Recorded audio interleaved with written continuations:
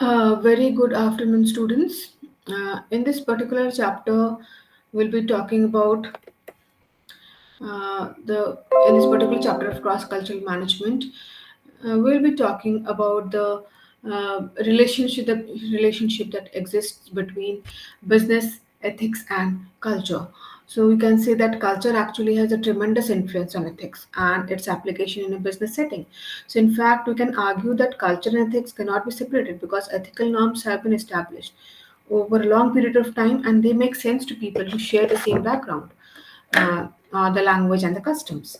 So it is very much necessary to see that what is the relationship that is actually lying between business ethics and culture.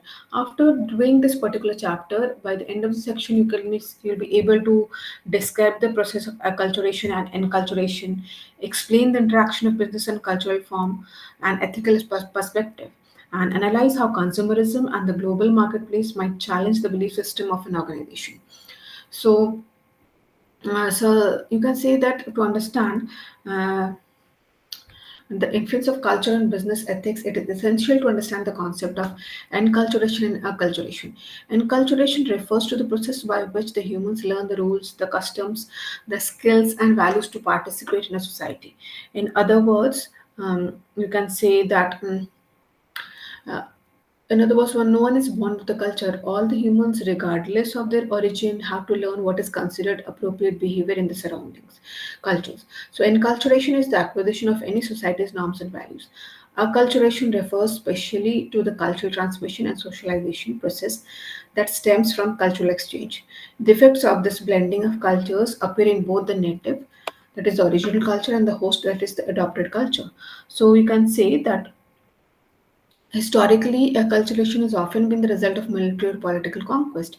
Today, it also comes about through economic development and the worldwide reach of the media. So, you can say to understand, or you can say that in other words, no one is born with the culture. We already talked about that.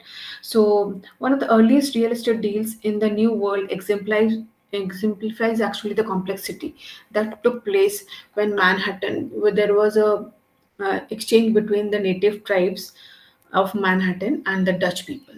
You can see over here the characteristics of acculturation and inculturation.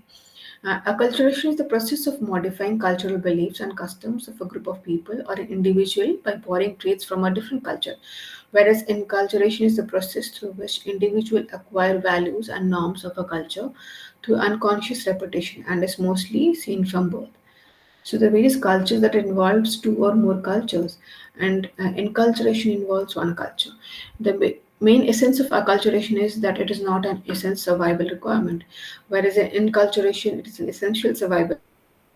The results of acculturation is that results in the modification of cultural practice. Enculturation does not lead to modification of cultural practices. And acculturation, the dominant culture influences other cultures in acculturation. Whereas in enculturation, any other cultural influence does not make a difference. So this is the you can see, this is the you can see the story that lies behind the purchase of Manhattan. So this was actually the earliest thing that when two different cultures made, there was no sale deed between them, and this transaction took place in May 1626. It is now Manhattan. Historians agree that some kind of transaction had taken place between the Dutch West Indies Company, which was represented by Peter Minute, the newly appointed Director General of New Netherland Colony, and Lenape, and he was a Native American tribe. So, what exactly Lenape tribe is unknown. Its members may have been simply passing through Manhattan and could have been the Canarsie, who lived in what is today's southern Brooklyn. So, legend has it that Dutch bought Manhattan Island for 24 worth of beads and trinkets. But some historians believe that natives granted the Dutch only fishing grounds and the hunting rights and not outright ownership. So, furthermore, the price acknowledged is 60 guilders, represent the value of items such as farming tools, muskets, gunpowder, kettles, axes, knives, and clothes, which were offered by the Dutch. Clearly, the reality was more nuanced than the legend. The purchase of Manhattan is an excellent case study of an encounter between different cultures, worldviews, histories, and experiences of reality, all within a single geographic area. Although it is a misconception that the native people of what would become the United States do not own property or value individual possession. It is nevertheless true that their approach to property was more fluid than that of the Dutch and of later settlers like the English, who regarded property as a fixed commodity that could be owned and transferred to others. So, these differences, as well as enforced taxation, eventually led to war between the Dutch and the Native American tribes. So actually, what happens that we can say that what has happened now that English is the language of money, and for that reason, it has become the language of business also, finance, trade, communication. But English carries with its values and assumptions of its native speakers around the world. But not all the cultures share these assumptions, at least not implicitly. So the sick leave or vacation policy of British Investment Bank, for instance, may vary greatly from those of a shoe manufacturer in Laos. So, because business and capitalism as conducted today have evolved primarily from European origins, and profits are measured against Western standards like the US dollar, the ethics that emerges from them is also beholden primarily to Western concepts of behavior. The challenge for business leaders everywhere is to draw out the values of local cultures and integrate the best of those into their management models. So the opportunities for doing so are enormous, given the growing impact of China, India, Russia, and Brazil in global commerce. So the cultures of these countries will affect the dominant business model, possibly even defining new ethical standards. So, whenever you're doing business in another country, you have to think about what culture they are having. So, two major conditions that affect the relationship between business and culture. So, the first is that business is not culturally neutral. Today, it typically displays a mindset that is Western and primarily English speaking, and it is reinforced by the enculturation process of Western nations, which tends to emphasize individualism and competition. So, in this tradition, business is defined as exchange of goods and services in a dedicated market for the purpose of commerce and creating value for its owners and investors. This business is not open ended, but rather directed toward a specific goal and supported by beliefs about labor, about ownership, about property and rights. In the West, people typically think of these beliefs in Western terms. So, this worldview explains the misunderstanding between Menet, who assumed he was buying Manhattan, and the tribal leaders, who may have had in mind that nothing of the sort but instead believed they were granting some use rights. So the point is that a particular understanding of an approach to business are already given in a particular culture. So the business people who work across cultures in effect have entered the theater in the middle of the movie. And often they must perform the translation work of business to put their understanding and approach into local cultural idioms. So an example of this is fact that you might find sambal chili sauce in an Indonesian McDonald's in place of Heinz ketchup, but the restaurant nevertheless is a McDonald's. And now the second condition that affects the relationship between business and culture is more complex because it reflects an evolving view of business when the purpose is not solely generating wealth but also balancing profitability and responsibility to public interest and the planet. In this view, which has developed as a result of political change and economic globalization, organizations comply with legal and economic regulations, but then go beyond them to affect social change and sometimes even social justice also.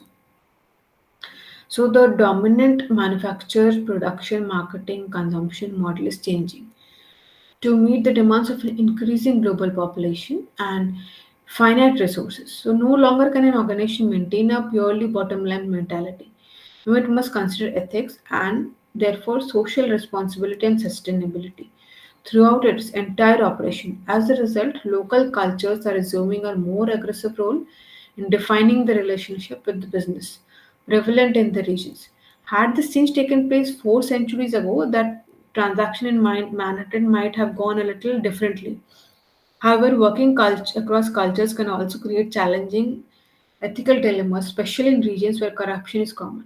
A number of companies have experienced this problem, and globalization will likely only increase its incidence.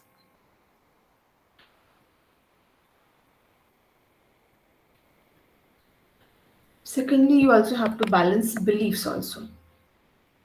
So, what about the ethical dimensions of business and developed country? And engaging in commerce in an environment where corruption might be more rampant than at home. So, the most business organizations hold three kinds of belief about themselves. First, identifies the purpose of business itself. In recent years, this purpose has come to be the creation not just of shareholders' wealth but also of economic or personal value for workers, communities, and investors. The second belief defines the organization's mission, which encapsulates its purpose. For instance, IBM's formal mission statement, its underlying belief about itself have remained intact since its founding in 1911. These are dedication to client success, innovation that matters, and trust and personal responsibility in all relationships. Johnson & Johnson is one of the first companies to write a formal mission statement. So finally, business also go through the process of enculturation. As a result, they have certain beliefs about themselves, drawn from the customs, language, history, religion, ethics of the culture in which they are found. So the most business organizations hold three kinds of beliefs. So we have talked about these three beliefs. So the second belief actually defines the organization's mission, which encapsulates its purpose. So we talked about the example of IBM.